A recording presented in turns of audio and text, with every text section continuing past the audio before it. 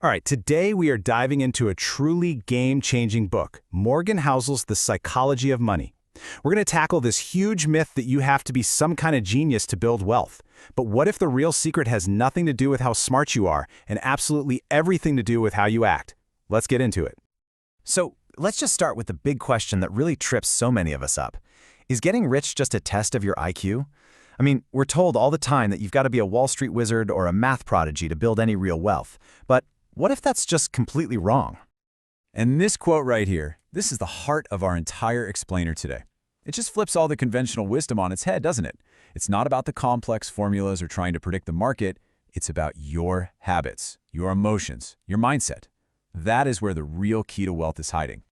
Which brings us right to our first big idea, what I'm calling the money genius myth. Let's really pull this apart and look at the assumptions that keep so many people feeling like they're just not smart enough to succeed with money. You've seen these beliefs everywhere, right? The idea that you need some special degree, or that you have to understand the chaotic, crazy inner workings of the stock market just to play the game. But Housel argues these are really just barriers we put up, and they make us miss the most important piece of the puzzle. Now, this slide, I love this, because it just lays bare the huge gap between knowing what to do and actually doing it. You can read every single finance book on the planet, but if you freak out and sell all your stocks the minute the market dips, well, all that knowledge becomes totally useless. Your behavior is the bridge between having a good plan and seeing real results.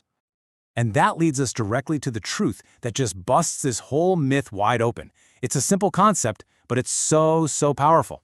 Behavior trumps brains, every time.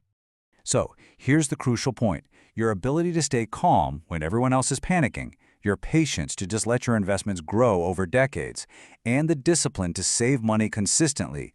These are the skills that actually build wealth. I mean, even financial geniuses can be totally ruined by greed or fear. Your emotional control is, without a doubt, your most valuable financial asset. Okay, let's move to our next big idea, and you're going to see how this builds directly on that concept of behavior. We've got to talk about the huge difference between being rich and being wealthy, because believe me, they are not the same thing at all. Housel gives us this just game-changing definition here. Wealth is not the flashy car. It's not the giant house. That stuff, that's just spending. True wealth is the stuff you don't see. It's the money in your investment accounts, in your retirement funds, all working for you quietly behind the scenes. And this side-by-side just illustrates it perfectly. Being rich is so often about what other people see. It's showing off a high income through spending. It can be loud, and a lot of times it's financed by debt. Wealth, on the other hand, is quiet. It's about your savings rate, your growing assets, and the deep financial security that gives you freedom and options. You know, one is a show for other people, the other is a tool for yourself. This brings us to the engine that actually builds that invisible wealth. And it's not about finding the one hot stock or making some risky all-or-nothing bet. Nope. It's about harnessing the incredible, almost silent power of patience. So compounding, it's basically your money-making babies. And then those babies grow up and start making their own money. It's a slow, quiet process at first, kind of like a tiny snowball rolling down a huge hill. It starts small, but over time it picks up more and more snow, gaining speed and mass until it's this unstoppable force. It's so gradual most people ignore it, but mastering patience here, that's like unlocking a financial superpower. So, how do you actually put this engine to work? Well, it's beautifully simple, and it all comes back to behavior.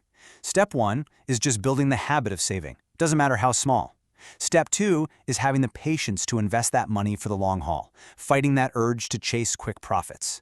And then, step 3, the hardest part, is the discipline to just let it be.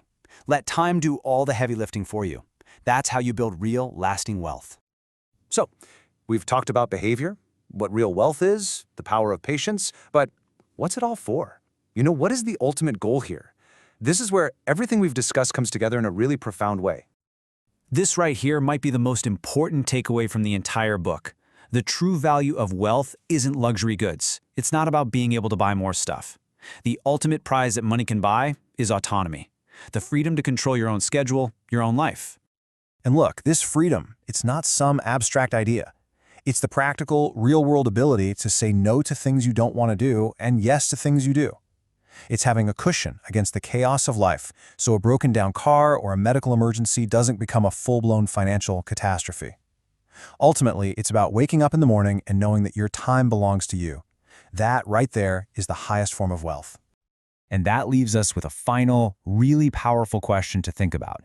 If the goal isn't just more, but a specific kind of freedom, then it forces you to define what enough truly means for your own life.